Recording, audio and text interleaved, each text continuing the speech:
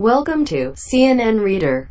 The news we want to share with you today is Essex truck deaths, young Vietnamese workers risking life and death on the line to Europe, by Ivan Watson.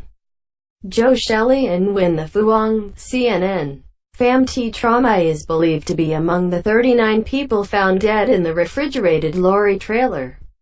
Nguyen, Vietnam, CNN. Amid the rice paddies and villages of central Vietnam, residents have a name for the shadowy network used to smuggle their loved ones to Europe. Translated to English, it's called the line, as in a factory production line. This illicit system of moving people across borders has become so common that everyone in the hamlet of Du Ton in Nguyen province seems to know someone who has made the journey. "I sent my 3 sons," said Phan Thi Tra, a wiry 64-year-old grandfather with a crucifix tattooed on his chest. "2 of them have already come back," he said, after they were arrested and deported from Britain. In handcuffs, he added with a broad smile. Phan sits in his living room under a large statue of the Virgin Mary wrapped in plastic, pouring shots of rice wine for visitors into tiny glasses. The room has enormous raised ceilings, and on the walls hang several large posters depicting scenes from the New Testament and huge wedding portraits of his children. Foreign remittances from his sons, including a third who still lives in Germany, helped pay for the construction of his 3-story home. Throughout the neighborhood there are many similar 2- and 3-story houses, apparently built within the last decade. Some appear to sit next to the owner's original homes, single-story brick and concrete huts now crumbling and used as barns. From the balcony, Phan points out at the surrounding rice paddies. Many of them are abandoned. "Farmers can't make enough money growing rice here anymore," he said. Instead, young people use the line to make the long, dangerous and expensive journey to Europe in hopes of a better life. Point of origin Mimi Vu, an activist based in Ho Chi Minh City who works on issues related to human trafficking and migration, said that for many young Vietnamese, the risks of seeking work overseas are worth it because they can earn far more working unauthorized in Europe than they ever would at home. "They've had such a long tradition now of people going abroad to earn money, and sending money back home. The proof is in the houses. The villages have been transformed by new houses, motorbikes, small businesses," she said. But a growing number of families in heavily Catholic communities like Du Ton are reeling after the discovery of 39 bodies in a shipping container in the early hours of Wednesday morning in the British county of Essex. British investigators are still trying to determine the identities and nationalities of the 8 women and 31 men in the container, which was on the back of a truck. Each person was carrying a bag of personal belongings and many had mobile phones, which are being downloaded and forensically analyzed, police said in a statement. Authorities in the UK initially said that they thought the dead people may have been Chinese citizens, but later backtracked as the possibility emerged that at least one of the passengers was Vietnamese. It's not clear what informed the initial assessment. A 25-year-old man from Northern Ireland is due to appear in court on Monday charged with 39 counts of manslaughter, conspiracy to traffic people, conspiracy to assist unlawful immigration, and money laundering. It is unclear how the suspect intends to plead, and his lawyer did not respond to CNN requests for comment. 3 other people arrested have been released on bail. A family in mourning a stone's throw from Phan Thi Tra's 3-story house. 58-year-old Le Minh Tuan is receiving visitors who burn incense in front of a shrine dedicated to his son.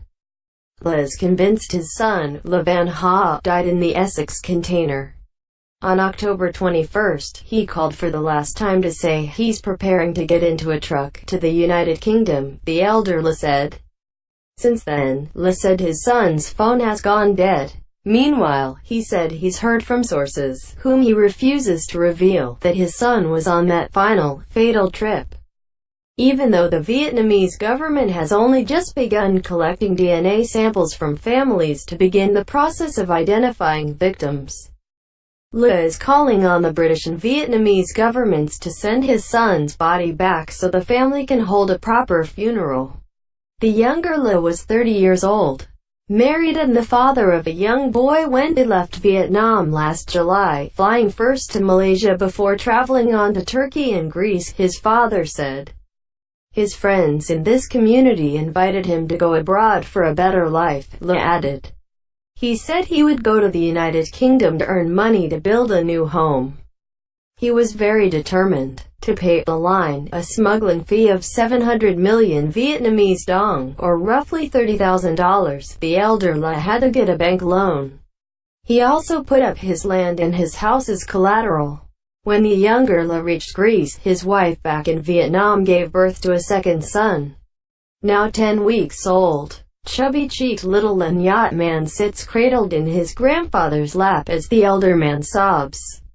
"I lost my son. I lost my money and I don't know how to raise these children," he said, his eyes red with tears. Unanswered calls 5 minutes drive away. Dang Thi Ha is holding out hope that her son survived the cross-channel journey. He called early last week and asked relatives to light incense for good luck before boarding a truck to Britain. He hasn't been heard from in days. Dang said 28-year-old Vo Ngoc Nam left Vietnam last year legally with a contract to work in a factory in Romania. She said he quit the job when he was paid half the salary he was promised. The family paid 200 million Vietnamese dong, or around $8,500, for Vo to go to Germany where he ended up working in construction, in the hopes of finding a better opportunity. His family said Vo planned to get smuggled to the United Kingdom using the high-quality line. "I'm angry at the line," said Vo's brother-in-law Nguyen Trong Tem. "They guaranteed 100% success. The most important thing is life. The United Kingdom is a popular destination for unauthorized Vietnamese workers." In 2018, more than 700 suspected cases of modern slavery and human trafficking were reported from that country alone, the second highest foreign source behind Albania, according to the UK's National Crime Agency, though it notes that not all suspected cases are ultimately assessed as involving modern slavery. Most of the Vietnamese nationals were suspected victims of labor exploitation, according to government figures. Last November, the British and Vietnamese governments signed a Memorandum of Understanding on Human Trafficking, to share more intelligence and work together to support victims. This close collaboration will be a powerful weapon in the fight against modern slavery, British Home Secretary Sajid Javid said at the time. A neighbor of the grieving Le family is convinced the Essex disaster will have a lasting impact on his community. After this, no parent will allow their children to go work overseas, because now it's so risky, said Ho Van Ton, who runs a small roadside shop. "Money is important, but the most important thing is people." Life journalist Sao Min Phuong contributed to this report. Thanks for watching. Don't forget to like the video. And don't forget to subscribe.